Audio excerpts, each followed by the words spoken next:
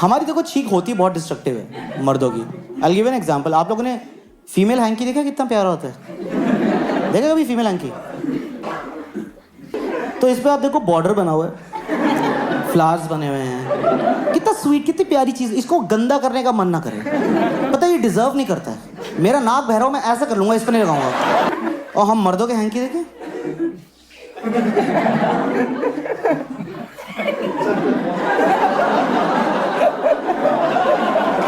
ये क्या साइज है? ये क्यों है?